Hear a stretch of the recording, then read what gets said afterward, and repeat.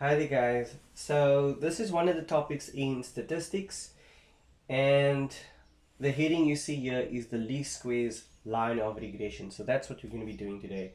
Now in statistics you have a couple of other topics such as the ogive, the cumulative frequency graph, box and whisker, and a couple of other things. But now we're having a look at this, the regressional line. Okay, so first off, this is the equation for the line of regression. And over here we have a scenario. I actually just recorded the data for the scenario. So let me give you the scenario. So there's a class of 13 learners, and there was classes given, like lessons given, before a test that they had to write eventually. And so the teacher recorded the number of days that each learner attended the lesson. We can see that the first learner attended 12 days, and after writing the test got 96% for that test. The 11th or the second learner came only 11 days, so he was absent for 1 day, and he got 91%, so a bit less than what this guy that attended all the lessons got. And so forth. You can just see how the lower number of days they attend, the lower their mark is eventually for the test. And it kind of is like that in our own practical life. So we're going to have a look at what this question asks of us and ways how to answer the questions. So where are we? Okay. So we'll be looking at the top row as our x values and the bottom row as our y values. The first question is to calculate the mean, the percentage mean. How much did they score as a percentage? Now, what was the mean, the average percentage? So in our calculators, I'll show you a way how we can do this with our calculators. I want you to press, first switch the calculator on, then go to the statistic mode. So my calculator is already in stat mode, but I'll just show you. You're going to press mode and then number 2 for stat. So mode and 2. Okay, now it should take you to another screen that has variables and a plus bx. So press 2 because you want to end up with this line for least squares, or least squares line of regression. This is what you want. So we're going to press 2 for that. And in the x column, you're going to punch in all your x values from 12 all the way there to 6, and your percentages of 96 all the way to 59.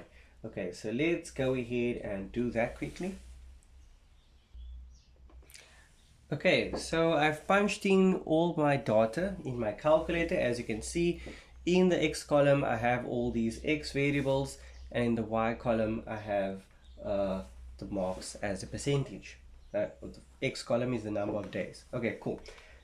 Now to find this mean percentage, okay, the average percentage that these people scored, I'm going to press AC. What that does is it stores the memory on the calculator. So I'll just press AC. Don't press shift and AC because that will switch your calculator off. So just press AC and then press shift and 1. If you look closely at the number 1, you can see that there's it reads stat, S-T-A-T, stat for statistics. So that's why we press shift and 1.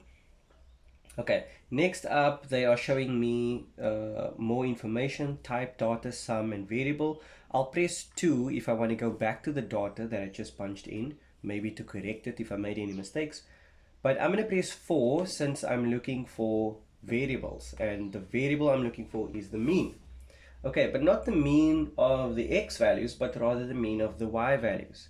So not the number of days, but the percentage.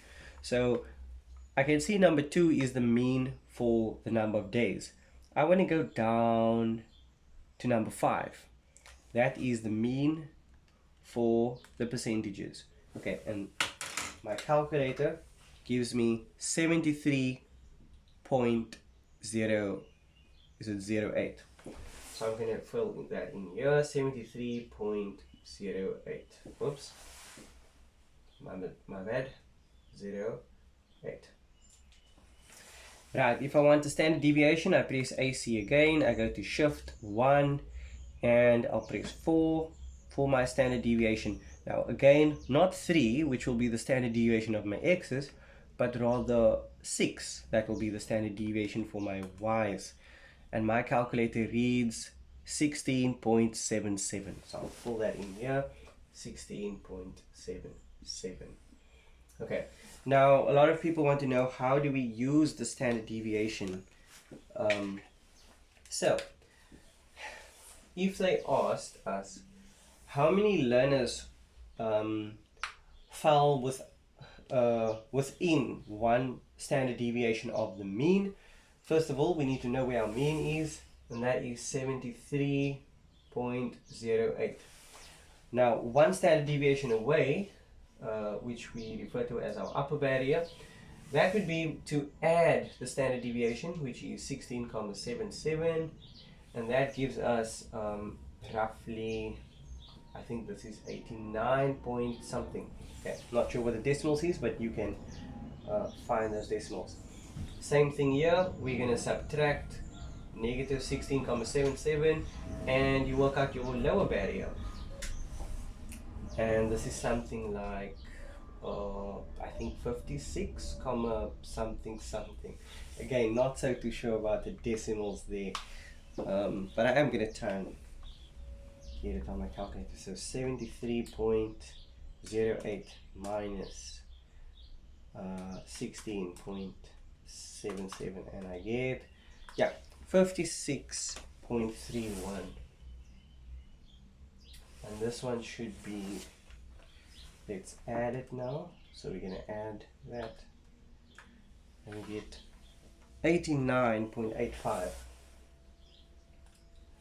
Okay, so if they say how many people or how many students lie within one standard deviation of the mean, you're going to count the learners that marks lied in between these two numbers here, in between that bracket of 56.37 and 89.85. So you just count them.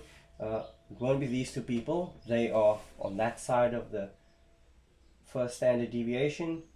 This person is counted. So 1, 2, 3, 4, 5, 6. That person can't be counted because 56 is less than 56.37. So 1, 2, 3, 4, 5, 6. Not that person. 7 and 8. Okay, so only 8 people. We're excluding this guy because he's too big.